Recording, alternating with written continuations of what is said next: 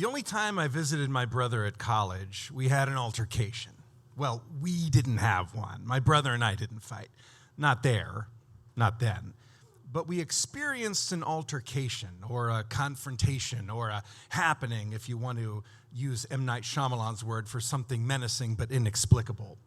And oh, just because you explain that the trees and grass decided to eradicate all humans via suicidal ideation spread by pollen doesn't make your movie explicable, Mr. M. Night.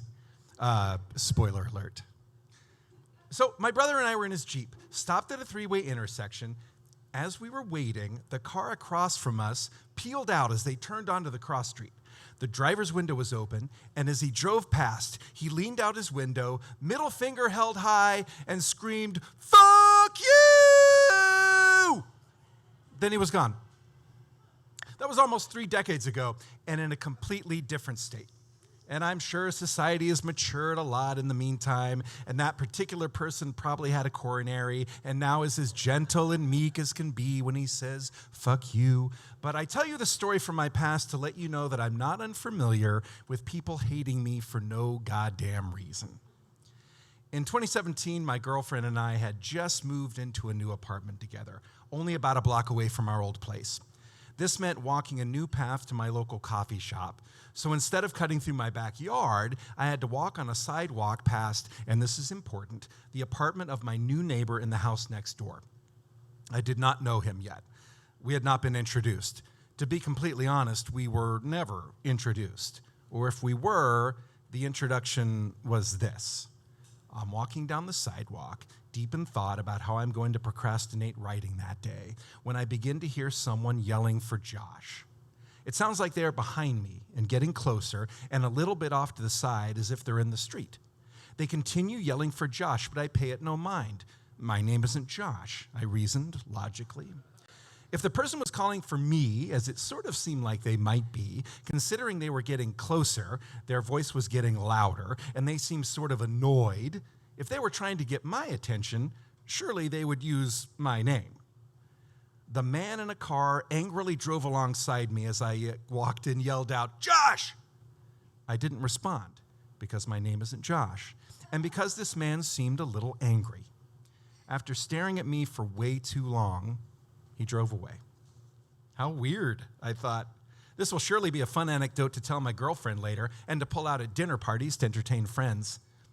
Remember that time I was mistaken for Josh, I'd say? "Who's Josh?" they'd ask. "I don't fucking know," I'd respond, and we'd all laugh at my crazy neighbor, who wasn't frightening at all. My crazy neighbor had cameras facing out of every window. The blinds were down all the time. He'd come out to walk his dog and otherwise seemed to live inside his apartment completely and forever. Those aren't the things that made him crazy. Well, okay, the cameras. The cameras definitely made him seem a little off. My girlfriend and I called my crazy neighbor, because it made it sort of amusing, as if he was a character in a sitcom or a Muppet like the Swedish Chef, except crazy, and your neighbor, my neighbor. Whenever he saw me on the street after initially mistaking me for Josh, who I have great empathy for now, by the way, my crazy neighbor would yell at me. He'd scream at me. He'd call me a pussy. He wanted to fight. I'm not exactly sure at all what he said because I did my best to tune him out, and I never responded. Not once. I figured he was already angry for no reason and perhaps a little unhinged, and responding to him would just encourage his anger and fixation. Or maybe my ignoring him gave him all the encouragement he needed, his anger being fed every time I walked past his house and didn't react to his slammed door or his banging on the window. Can I mention that our apartment was perfect except for that one little flaw? It was spacious and ideal for entertaining. It was bigger than the shotgun-style apartment we'd been in before. It had an actual porch. We didn't have to crawl out the window onto the roof to experience a fresh breeze. The apartment was hidden by trees, but was still close to our favorite restaurants and to nightlife. Granted, I didn't want to leave the house because of my crazy neighbor, and truthfully, some people love being trapped in their houses. My crazy neighbor sure seemed to. Eventually, my girlfriend and I broke up, and I left the apartment to her and found another in a different part of Montrose. Sure, breaking up sucked, but at least there was one upside. My crazy neighbor was no longer my neighbor. I was ecstatic in that regard only.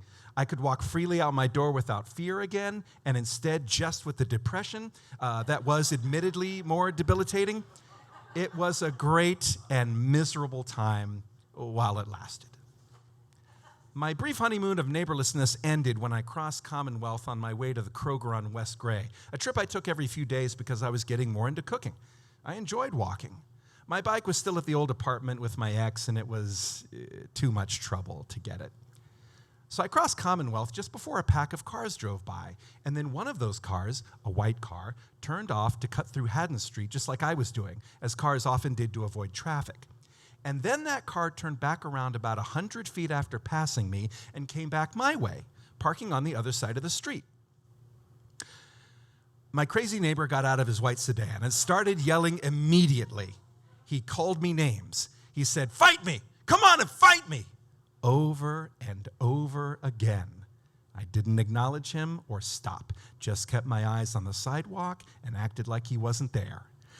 If a person is going to pull over in their car, interrupting whatever daily business they have, to yell at a stranger who, may I remind you, they don't know and have never had a conversation with, then what else might they be capable of?